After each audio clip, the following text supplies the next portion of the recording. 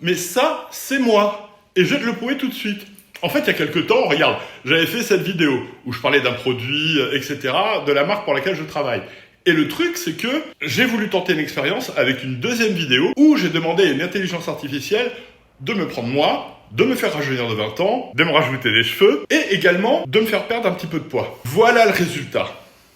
Alors oui, je sais, tout le monde a crié au scandale, l'intelligence artificielle, c'est méchant, blablabla. Exactement les mêmes réflexions qu'on avait sur la retouche photo dans les années 90. Tout ça, c'est pas nouveau. Néanmoins, je dois avouer que cette vidéo, elle a fait vachement plus de vues que moi au naturel, malheureusement. Et encore, moi au naturel, il y a quand même quelques filtres que j'utilise à discrétion. Mais bon, voilà. Le truc, si vous voulez, c'est que forcément, les gens, ils aiment bien les gens jeunes et beaux, etc. C'est pas nouveau. Et quand on est une marque, on se dit, bah tiens, je vais faire plus de vues avec celle-là.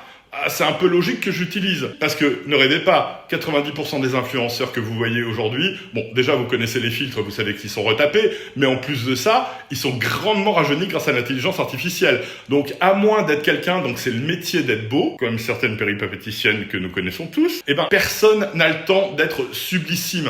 D'accord ? Tout le monde a ce qui s'appelle un travail. Le truc qui est quand même vachement chronophage. Une famille, etc. Des dépressions, tout le bordel. Enfin, que des trucs qui font que soit on se jette sur la bouffe, soit on va pas au sport, soit on fume, soit on boit. Enfin bon, bref. Vous connaissez déjà tous ces trucs-là. Maintenant, le truc, c'est que je me dis, voilà, sur les réseaux sociaux, eh ben, c'est quand même de la publicité. Parce que ne rêvez pas, toutes les vidéos que vous voyez sur les réseaux sociaux, c'est quasiment que de la publicité pour essayer de vous vendre un truc, une formation, un machin. Mais tout ça, vous le savez déjà. En revanche, je me dis, tant qu'à casser la fête, au moins tu débarques avec du champagne. Je me dis, voilà, si je dois embêter les gens avec de la publicité, parler de mes produits, même si je leur offre un petit sourire entre-temps, je me dis, voilà, au moins, il est agréable à regarder, non? Vous êtes d'accord? Enfin, j'étais agréable à regarder, puisque c'est moi, il y a 20 ans, etc.